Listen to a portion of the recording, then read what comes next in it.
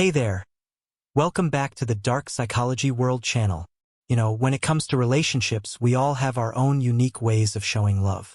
But sometimes, these behaviors and thought processes can be more negative than positive. According to a study, kids who had a secure relationship with their parents growing up tend to have better interpersonal relationships later on. On the flip side, kids who had more unstable relationships are more likely to have unhealthy behaviors and instability in relationships. Dr. Milan and K. Yurkovich figured out that there are 5 different love styles that are often determined by your childhood. So what does each love style say about your childhood? First up, the avoider. People with the avoider-type lifestyle often come off as distant or unengaged. They don't allow themselves to feel emotions in order to protect themselves and often feel uncomfortable when other people around them get emotional. Avoiders value their personal space away from other people. If you have the avoider love style, as a kid, you may have grown up in a home that didn't show a lot of affection and put more focus on being independent and self-reliant. If you were upset by something, you may not have gotten the comfort you needed, whether it be emotional or physical. Maybe, at some point, you stopped paying attention to your own feelings and needs so that you could deal with the stress and anxiety from having little to no comfort from your parents or caretakers.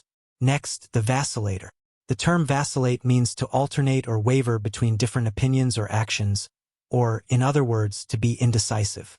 If you have the vacillator-type love style, you may tend to idealize new relationships.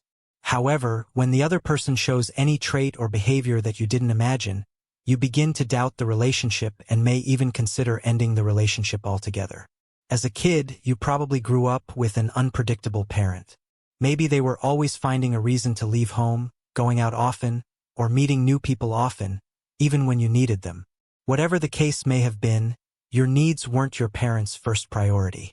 Because of this, you may have developed a fear of abandonment due to the fact that you didn't receive consistent affection from your parents.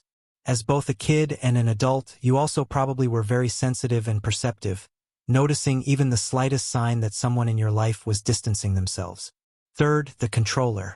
If you have the controller love type, you probably feel the need to have control in a relationship to avoid the vulnerable negative feelings you experienced as a kid. By being in control, you can ensure that you limit your exposure to feelings like humiliation, fear, and helplessness. The one emotion that doesn't make you feel vulnerable is anger. So you may use anger to express your emotions. You probably have a particular way you like things done, and when those expectations aren't met, you may get angry or stressed. If you identify as a controller, you probably grew up in a home where there wasn't a sense of protection. When there was some sort of harm in your life, no one was there to make sure you were kept safe.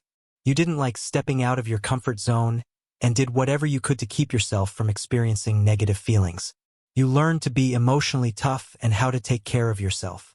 Because if you didn't, you were susceptible to being hurt. Fourth, the pleaser. Someone with the pleaser love type has the main focus of making sure others around them are happy, even if it means sacrificing their own wants and needs in order to do so. Pleasers have a habit of monitoring the moods of those around them to make sure they are kept happy. If someone has a negative change in mood, the pleaser may have an internal struggle with feeling anxious, upset, or stressed. If you're a pleaser, you don't enjoy or handle conflict easily. So you may lie or do or say what the other person wants just to avoid conflict. It's often hard for a pleaser to say no. As a kid, you grew up with a parent who was overly protective, angry, or critical. They may have had overly high standards they wanted you to meet, and if you didn't do it as well as they wanted, you wouldn't get a positive response from them. People usually saw you as the good kid. Rather than receiving comfort from your parents, you may have actually been giving them comfort when they were being reactive or apologizing for things that were out of your control. Because your parents reacted in such ways, you may have done whatever you could to avoid getting a negative response from them, even if it meant lying about something. Last but not least, the victim. Victims often lack self-worth and more than likely suffer from depression or anxiety. Rather than living, they just tend to go through the motions. In relationships, it's not uncommon for them to gravitate toward a controller as they mimic what they experienced in childhood. Victims are used to complying.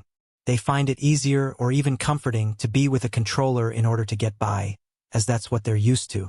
If you have the victim love style, you probably grew up in a chaotic home. You had parents that would be angry or even violent. Learning to be compliant helped keep any attention off of yourself. Did you ever use your imagination to escape the negativity surrounding you? That's common with victims, as being fully present is too painful for them. These 5 love styles help us understand more of the negative way we react and behave in relationships, and also why we are this way, due to our childhood experiences. Did you relate to any of these styles? Leave a comment below and let us know if any of these love styles describe you and your childhood. If you find this video insightful, share it with someone who would benefit from it.